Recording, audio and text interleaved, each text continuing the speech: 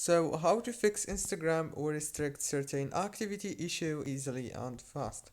First thing, open the settings on your phone, go to the apps manager. When you open the apps, go to Instagram and then click on force stop to stop the app from running, and then go to the storage, click on clear cache, go back again, click on data usage, disable the roaming data and the background data, and then go to the power usage details. Click down here on this force stop option that you can see right here, and after that, what you want to do next is very simple.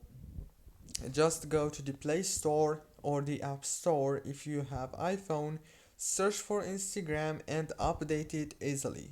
After you do that, what you want to do next is restart your phone and the problem must be solved.